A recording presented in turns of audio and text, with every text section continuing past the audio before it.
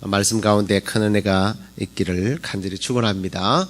옆에 분들에게 말씀으로 은혜 받으십시오 하고 또 격려하시기 바랍니다. 문화와 또 경제, 교육, 군사력에 있어서 그 어떤 나라에도 뒤지지 않는 미국에 노숙자들이 참 많다라는 게 굉장히 아이러니하지 않습니까?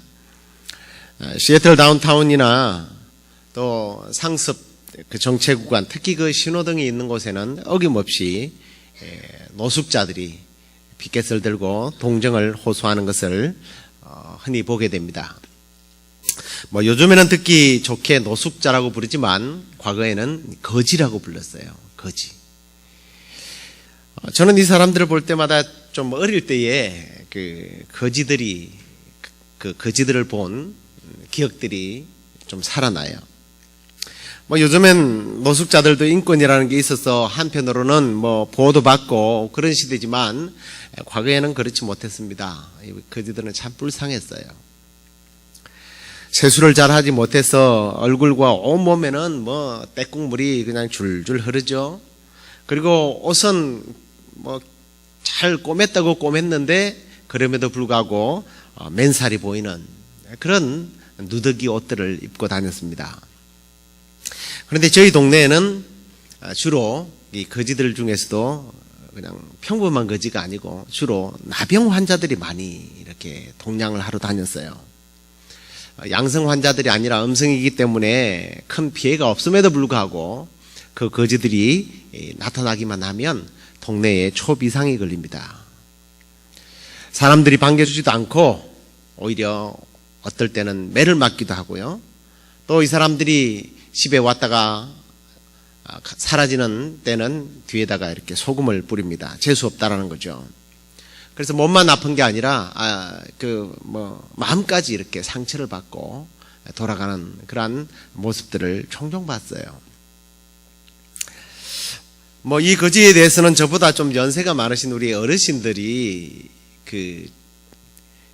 전쟁 직후에 주로 고아 거지들의 모습들을 보면서 그 처절함이 어떤지, 얼마나 불쌍한 존재인지 더 잘 알 것 같아요.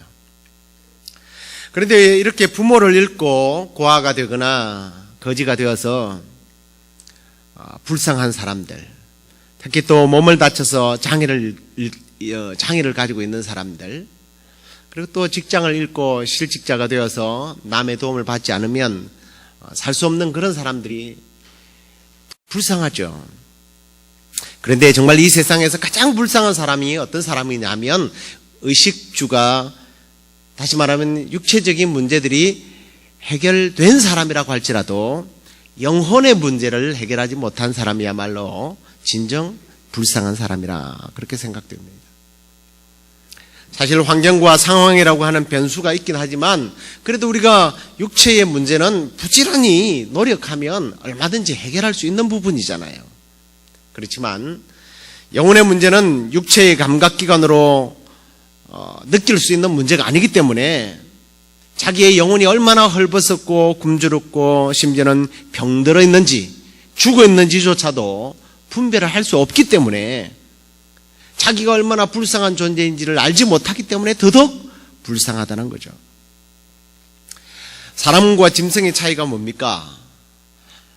여러 가지 차이가 있겠죠. 생물학적으로 많은 차이가 있습니다.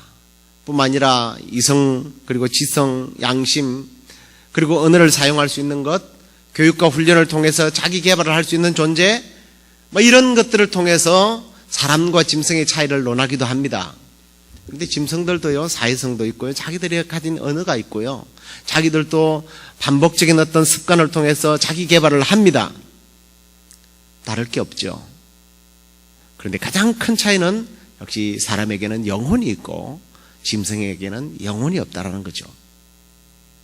그래서 짐승은 죽으면 영이 없기 때문에 모든 것이 끝납니다. 그러나 사람은 다르죠. 영혼은 불멸하기 때문에 육체가 죽게 되면 영혼은 둘 중 한 곳에 가게 되어 있습니다. 천국 아니면 지옥이죠. 그래서 천국에 들어갈 준비가 되지 못한 사람들, 자격을 갖추지 못한 사람들은 유황불이 활활 타오르는 지옥의 불구덩이에 던져지게 됩니다. 그런 존재는 사육되어서 도살장에 끌려가는 짐승보다 더 불행한 거죠. 얼마 전에 그 움직이기도 힘든 아주 작은 우리 속에 갇혀있는 닭들, 그리고 움직임을 제한시켜서 살을 많이 찌우는 그러한 소들, 이런 소들을 도축하는 그런 아주 그 비인도적인 그런 내용을 유튜브를 통해서 다큐멘터리로 본 적이 있습니다. 사람들은 이런 모습을 보면서 동정을 느낍니다. 불쌍히 여기기도 하고, 또 심지어는 고기를 먹지 말자고 불매운동까지도 합니다. 그런데 자신의 영혼이 하나님을 알지 못해서 그 영혼이 죽어 지옥에 들어간다고 하는 그 존재, 그리고 자기가 그런 존재라는 것을 느끼지 못하는 불쌍한 사람들이 우리 주위에 얼마나 많은지 모릅니다. 이런 사람들은요, 하나님을 찾으려 하지도 않고 찾는 것에 관심조차도 없는 사람들이에요. 그래서 이런 사람들은 대부분 걱정과 염려와 분노와 짜증과 불안과 두려움에 사로잡히는 그러한 증상들이 늘 항상 나타나요. 이런 사람들은 또한 자기 자신의 문제를 인식하고서는 자신의 영혼의 문제에 대한 원인을 분석하고 해결을 찾아야 하겠지만, 그런 어떤 고상한 정서적이거나 또는 신앙적인 부분으로 가지고 찾으러 가는 것이 아니라, 놀랍게도 육체의 쾌락을 통해서, 탐욕을 통해서 그런 것들을 해소하려고 한다는 겁니다. 뿐만 아니라 이런 사람들은 평생 돈을 쫓아다녀요. 그리고 그 돈으로 방탕을 쫓아서 술에 취하고 음란의 쾌락을 즐기는 사람들이 대다수들입니다. 그런데 이런 쾌락이라고 하는 진통제는요, 그 유효기간이 아주 짧아요. 혈액이 아주 짧아요. 그렇기 때문에 소위 말하는 금단 현상이 나타납니다. 그러면 더 강한 쾌락을 쫓아야, 쾌락이 더 강해져야 그 사람들은 또 진통의 효과를 누린단 말이에요. 그걸 일종의 중독 현상이라고 부릅니다. 우리 주위에 그런 중독 환자들이 많잖아요. 알코올, 도박, 게임, 포르노, 쇼핑, 운동, 심지어는 건전해 보이는 일 중독까지. 이런 사람들은요, 다른 사람들에게 건전한 정말 인격과 영혼을 가진 사람들에게는 아주 좋은 효과를 가지는 그런 것들, 운동이 나쁜 게 아니죠. 일이 축복이죠. 이런 것들조차도 중독이 되어버리는 현상들이 나타난단 말이에요. 마치 이런 사람들은 밑빠진 독에다가 물을 붓는 것과 같은 그런 허무한 삶을 살게 되어져 있습니다. 다시 말하면 그 무엇으로도 인생의 의미와 가치와 행복을 누릴 수 없게 된다는 겁니다. 그걸로 끝이면 괜찮겠는데 심지어는 그 끝이 지옥이라는 거죠. 이게 얼마나 불행합니까? 불쌍합니까? 그런데 여러분들 이런 생각해 보셨습니까? 교회 안에도 얼마든지 불쌍한 사람이 있다는 거 생각해 보셨어요? 이 사람은 어떤 사람이냐 하면 교회는 다니는데 여전히 세상을 끊지 못해서 세상이 주는 그런 쾌락과 세상이 주는 것들로 내 허전함을 채워나가려 하는 사람들이라는 거죠. 하나님과 전혀 상관없는 사람들도 정말 불쌍한 사람이지만 이 사람들도 불쌍한 사람들이에요. 앞에 사람들은 천국이나 지옥 자체를 믿지 않거나 또 믿더라도 자신이 들어갈 수 없다는 것을 알기 때문에 일종의 체념이라는 것을 해요. 포기해요. 그런데 이 사람들은요, 자기가 천국에 확실히 들어갈 것에 대해서 너무 자신만만하게 살아가면서도 천국에 들어갈 만한 조건들이 그의 삶을 보면, 그의 신앙의 모습을 보면 없더라는 거죠. 다르게 말하면 이 불쌍한 사람들은 자기 영혼이 병들어 있고 잠들어 있다고 하는 자체를 인식하지 못한다는 겁니다. 그래서 이런 사람들은 여전히 예배의식에 참여합니다. 교회 봉사도 합니다. 11조, 헌금, 각종 예배, 심지어는 선교까지도 갑니다.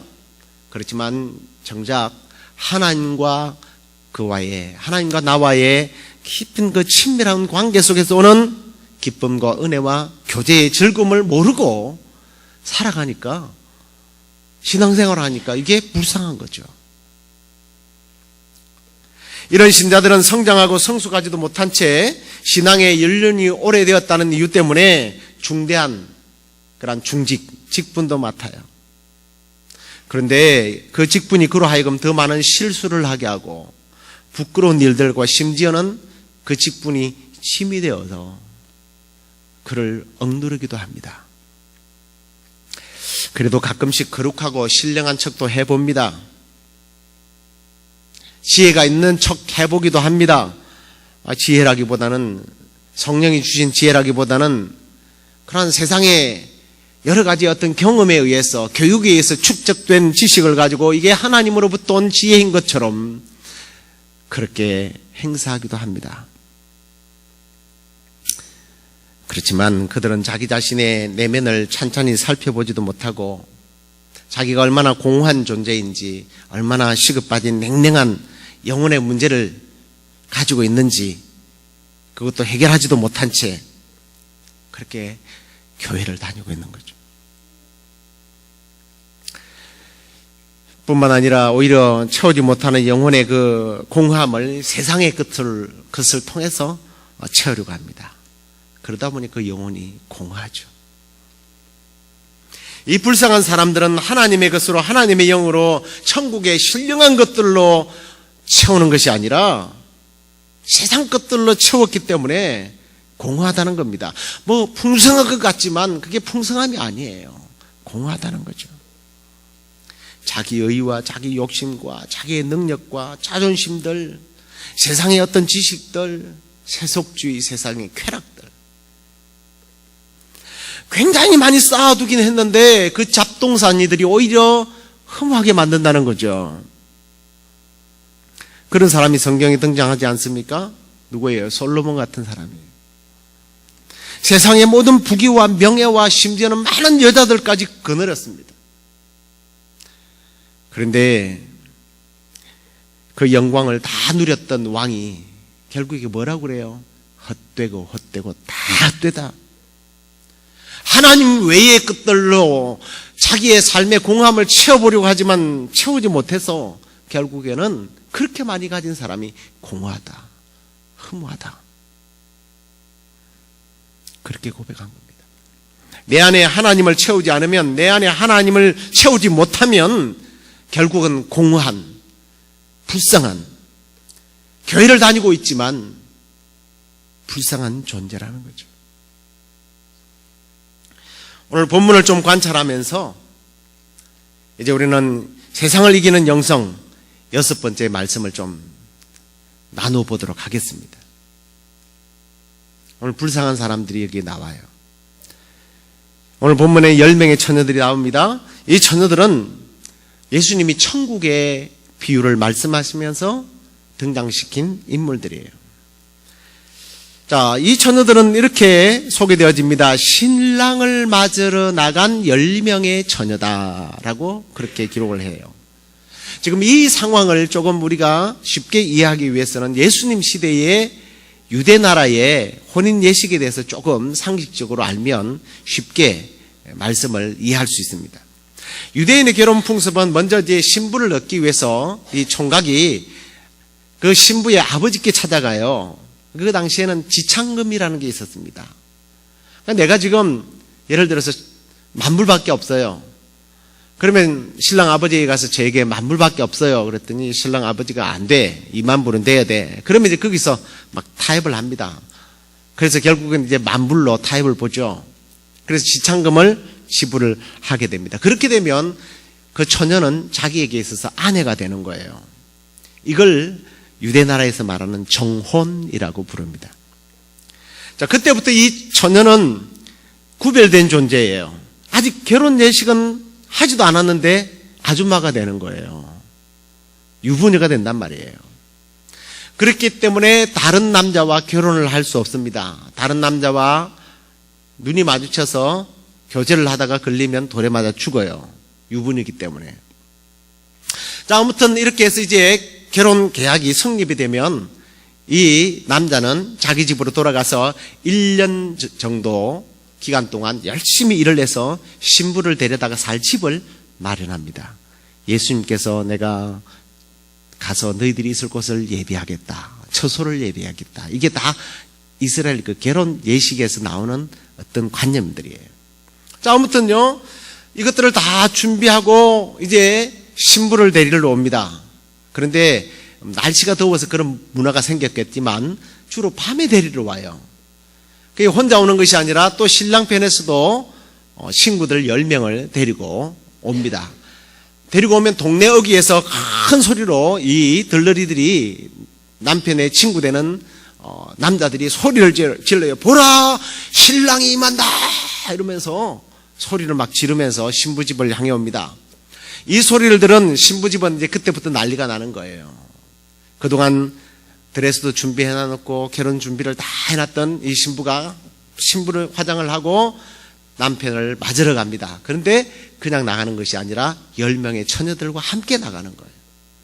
그러면 이 10명의 처녀들은 그때 이 등을 준비해서 갑니다. 어두우니까 등불이 당연히 필요하겠죠. 그래서 이 들리리들은 신랑이 방문하기 때문에 기쁜 마음으로 맞이하고 또 환영과 그리고 이 부부의 앞날을 밝혀준다는 의미로 이제 이 등불을 밝히면서 맞이해요.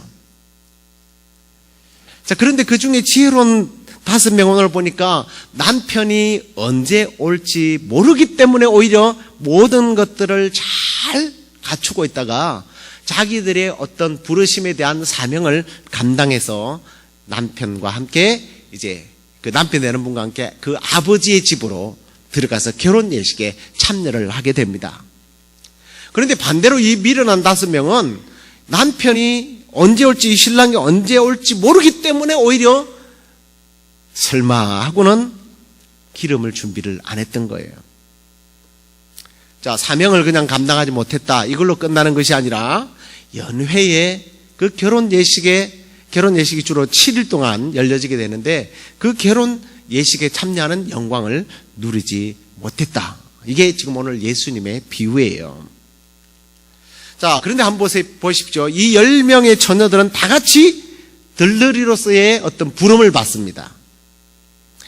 마치 하나님의 은총에 의해서 사람들이 구원의 초청을 받게 되죠. 좀 이런 것들을 한번 좀 비교를 한번 해볼게요. 처녀들과 우리의 신앙생활의 어떤 관계들을요. 자, 이 처녀들이 신랑과 신부에게 있어서 친구였어요. 친분이 있습니다. 잘 아는 사이예요. 모르는 사람에게 들러리를 시키겠어요? 자, 우리 교회 다니는 사람들은 대부분 하나님을 잘 알아요. 또 이 처녀들은요, 신부와 평소에 좋은 관계를 유지했을 뿐만 아니라 오랫동안 그들과 함께 지내온 그런 경력을 가졌습니다. 교회 안에서 하나님과 혹은 교회와 좋은 관계를 유지하면서 오랫동안 우리가 신앙생활을 해가잖아요. 또 보세요. 처녀들이 신부가 요구하는 것에 대해서 희생할 준비가 되어 있었던 사람입니다. 자기 일도 아닌데요, 자기들이 봉사할 마음이 있었던 거예요. 심지어는 그 결혼식에 가서 어떻게 하리라 시나리오에 의해서 예형 연습까지 다 했을 겁니다. 이처럼 우리 교인들은 교회에 와서 희생도 하죠. 신앙의 행위의 어떤 예배 의식들도 계속해서 천국에 가서 우리가 할 것들이에요. 지금 우리가 하는 것들이 이런 것들을 다 연습하고 있었다는 거예요. 자, 그런데 보십시오. 오늘 본문의 이 미련한 처녀들은 신랑이 드디어 오는 것 때문에 방심을 하게 된 겁니다. 설마 오늘 오겠냐? 오늘은 아니겠지라고 하는 안일한 생각을 한 것입니다. 그런데 저는 좀 다른 생각을 해봤어요. 이 내용을 관찰하면서. 그게 뭐냐면 어쩌면 이 미련한 5명의 처녀들은 최근에 다른 결혼식에 가서 들르리도 하고 다른 결혼식에 참여해서 기름을 낭비해버리고 설마 준비를 안 했겠어요, 그동안? 리필을 안 해놓은 거예요. 전 그런 생각을 해봤습니다. 사실 왜냐하면 왜 이런 생각을 해봤느냐 하면 오늘날 우리의 신앙생활 가운데 이런 것들이 허다하기 때문이에요. 오늘날 교회에서 영혼의 허전함을 채우지 못해서 기존 교회를 떠나서 이 교회 저 교회에 기웃거리거나 심지어는 인터넷을 통해서 설교를 듣고 그냥 내가 신앙생활 잘 한다고 착각하는 사람들도 있고요. 자기 신앙의 색깔에 맞는 교회가 없다고 주저앉아서 믿음의 생활에서 떠나서 그러면서도 불구하고 나는 하나님으로부터 부르심을 받은 사람이고 나는 성도야, 나는 신부야. 그런 사람들이 신앙생활 잘 하던가요? 잘 안 해요. 설마 주님이 오늘 오시겠어? 내일부터 열심히 해야지. 며칠 전에 우리 딸들하고 코스코에 갔다가 막 눈에 보이는 아이스크림과 칼로리가 대단히 높은 것들이 눈에 보여요. 근데 그날 애들이 이거 우리 애들이 알면 뭐라 그러는데 다이어트 하겠다고 다이어트 식품을 사러 갔어요. 근데 그걸 보는 순간 너무 먹고 싶은 거예요. 그래서 제가 그랬습니다. 얘들아, 다이어트는 언제부터? 그랬더니 아빠 내일부터. 그래 먹자. 그러고 맛있게 사 먹고 왔습니다. 다이어트는 항상 내일부터잖아요. 신앙도 그래요. 언제부터 열심히? 내일부터. 기름을 언제 준비하냐고요? 내일. 자, 그러다가 기름이 준비되지 않아서 비어있어서 결국은 혼인잔치에 초대를 받지 못했다는 것입니다. 이와 같이 자기는 하나님을 안다고 하고 심지어는 믿는다고 하지만 그 마음 안에 하나님이 없이 교회 생활을 하고 있거나 혹은 교회의 발을 끊고 나름대로의 신앙을 유지한다는 핑계로 마치 신사적인 크리스찬인처럼 하는 사람들이 우리 주위에 너무 많다는 겁니다. 기름이 없어서 불을 켤 수 없었고 그 잔치의 기쁨을 누리지 못한 처녀들처럼 하나님의 영이신 성령이 그 마음속에 들어와 앉아있지 못해서 좌정하지 못해서 평안과 기쁨, 그 자유함, 그 성령의 충만함을 경험하지 못하는 영혼의 굶주림 속에 목마름 속에 내가 성도라고 착각하고 살아가는 불쌍한 영혼들. 오늘 이게 바로 미련한 다섯 처녀의 모습들입니다. 그런데 한편으로 보면요, 이런 류의 교인들 가운데는 나름대로 열심히 살아갑니다. 세상은 열심히 살아가요. 때로는 그런 사람들 중에서 성공적인 삶을 산 사람들도 있습니다. 그렇게 평가를 받기도 해요. 그런데 우리는 자꾸만 오늘 본문에 나오는 이 미련한 다섯 처녀가 기름을 준비하지 못했다는 쪽으로만 자꾸 시선을 돌리니까 그냥 기름을 준비하지 못했구나, 이걸로 끝나요. 사고의 전환을 조금 해볼 필요가 있어요. 더 흥미롭게. 제가 앞에 조금 전에 그랬습니다. 이 사람들은 나름대로 열심히 노력해서 성공을 했다고 그랬죠. 이게 연결이 돼요. 기름을 준비하지 못한 게 아니라 기름이 분명히 있는데 지혜롭지 못해서 허비한 것도 있겠지만 다른 것에 다른 용도로 써버리고 나니까 기름이 부족해요? 그럼 뭘로 채워요? 다른 걸로 채운다는 거예요. 다른 것들로 채웁니다. 때로는 다른 것들로 열심히 채워나가니까 대기만성형 인간이다. 자수성가했다. 하늘은 스스로 돕는 자들을 돕더라. 저 사람처럼 저렇게 열심히 하면 하나님이 복 주시더라. 이런 평가까지도 들어요. 성령이 주신 지혜가 아니라 인간이 가지고 있는 경험과 근무술수를 가지고 성공도 합니다. 그런데 그게 진짜 성공일까요? 사도 바울은 고린도에 있는 성도들에게 이런 경고를 했어요. 한번 말씀을 우리가 한번 고린도전서 3장 12절 13절을 같이 읽어보도록 하겠습니다. 같이 읽겠습니다. 만일 누구든지 금이나 은이나 보석이나 나무나 풀잎이나 지프로 이 터 위에 세우면 각각 공력이 나타날 터인데 그 날이 공력을 밝히리니 이는 불로 나타내고 그 불이 각 사람의 공력이 어떠한 것을 시험할 것임이니라. 세상적인 방법으로 자기 인생을 세워나가고 건설해 나갔던 사람, 자기 공력들, 이건 다 불에 타 없어질 것들이라 라고 말씀합니다. 자기 자신을 위해서 열심히 경쟁 사회에서 이겼습니다. 자기를 위해서 희생도 했습니다. 고생도 했어요. 다른 이물질을 통해서 자꾸만 기름을 채워나갔습니다. 그런데 다 헛되다는 거예요. 하나님으로 자기를 채워나가야 하는데 세상 것들로 나간 사람들의 결과입니다. 좀 더 정확하게 말하면 기름을 채웠다고 하는데 순수한 기름이 아니라 불순물이 가득 찬 기름을 가지고 결혼식에 참여하려고 했다는 거죠. 이게 뭐예요? 방해거리예요.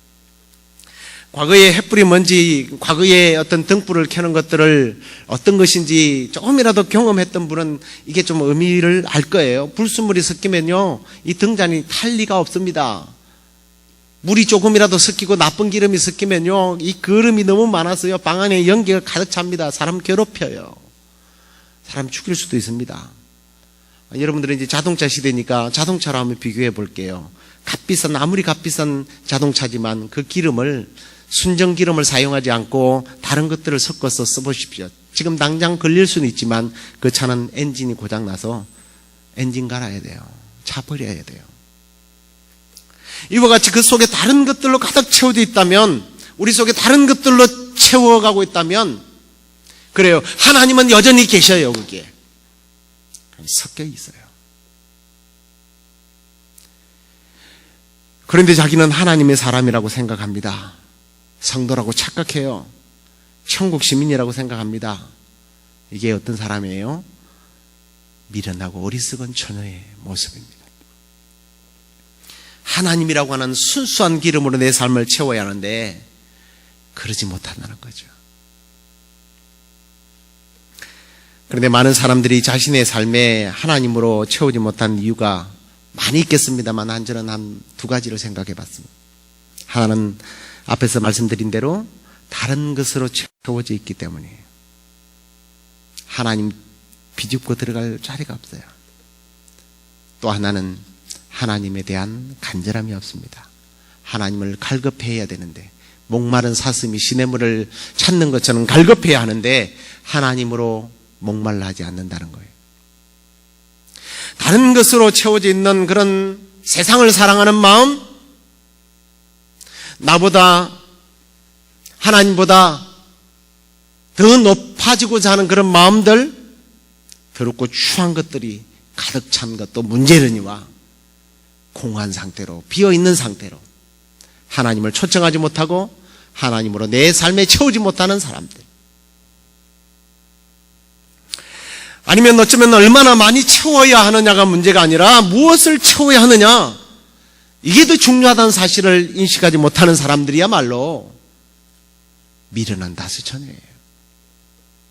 그래서 이런 사람을 위해서 주님은 이런 경고를 합니다. 누가복음 21장 34절 같이 읽겠습니다. 너희는 스스로 조심하라. 그렇지 않으면 방탕함과 술 취함과 생활의 염려로 마음이 둔하여지고 뜻밖의 그날이 득과 같이 너희에게 임하리라.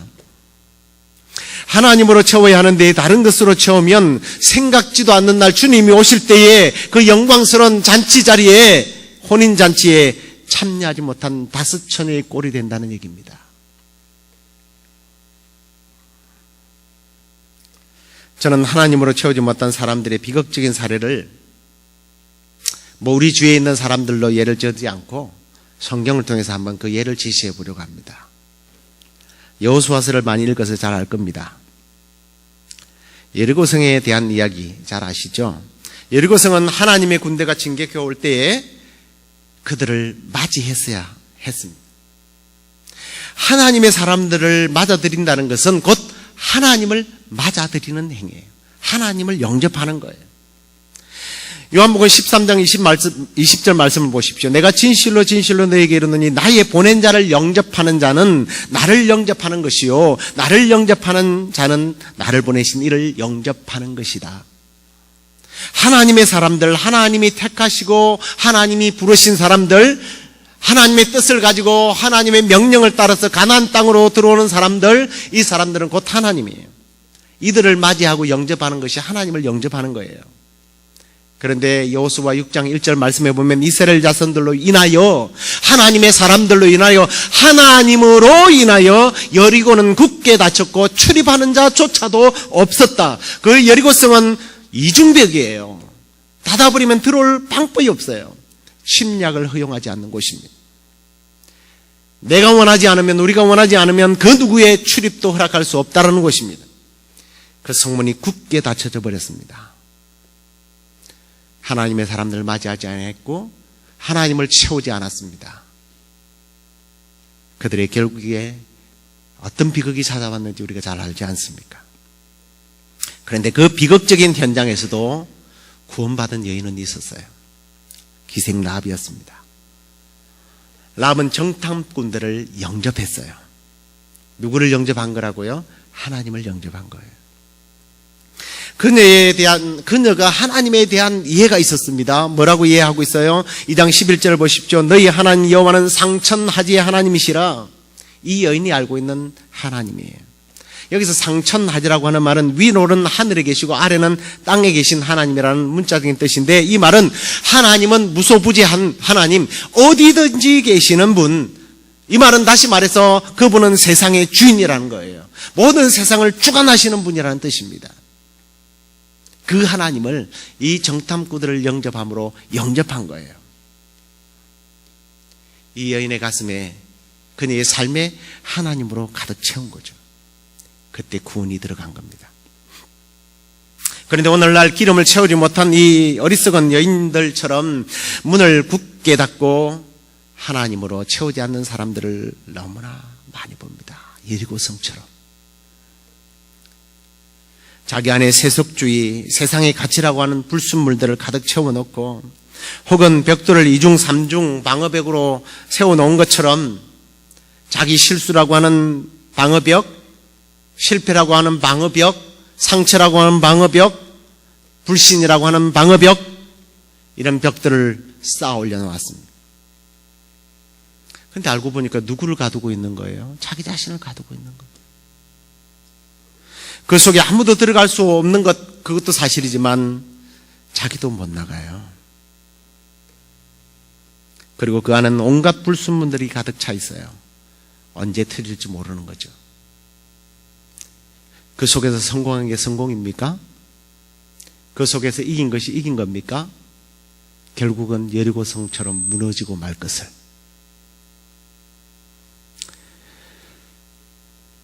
그럼에도 자기는 꽤 영성 있는 것처럼, 신앙생활 오래 한 것처럼, 하나님에 대해서 많이 알고 있는 것처럼, 어리석은 미련한 다섯 처녀죠.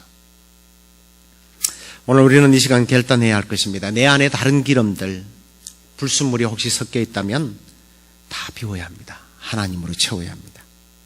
내 안에 성령님으로 채우고 그리스도로 채워야 합니다. 나를 방어하고 주님이 들어오지 못하도록 쌓아놓았던 그 방어벽들을 다 허물어야 합니다. 그런데 문제가 있어요. 어떻게 하느냐가 문제예요. 항상 하우가 문제더라고요. 어떻게? 여러분, 성경을 한번 쭉 여러분의 머릿속에 스캔을 하면 어떻게 우리의 믿음의 선배들이 이런 방어벽들을, 이런 것들을 없앴는지 좀 묵상할 수 있어요. 오늘 시간이 없으니까 간단하게 소개하겠습니다. 갈멜산에서 엘리야와 이방 선지자들이 참신이 누구인지 대결을 벌인 것들을 기억할 겁니다.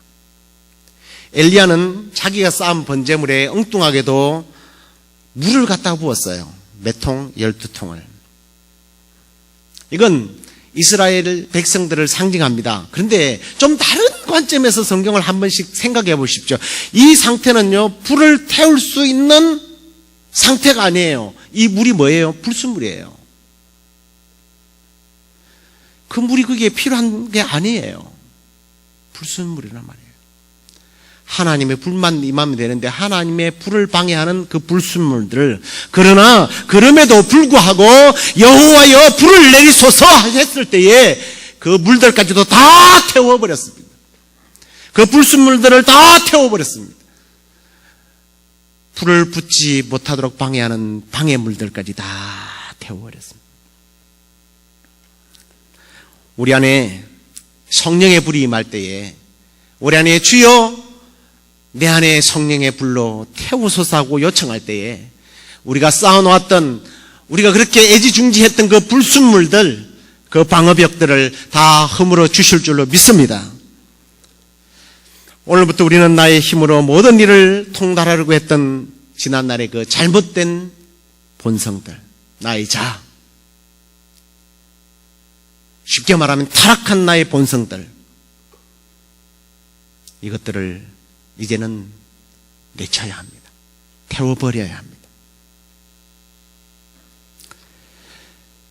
성령님의 능력을 통해서.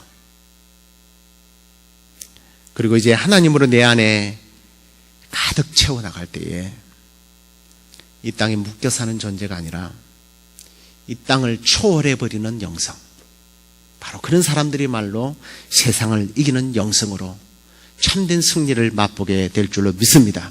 그런 복된 삶이 되기를 주님의 이름으로 축원합니다. 우리 다 같이 일어나서 함께 찬양하겠습니다.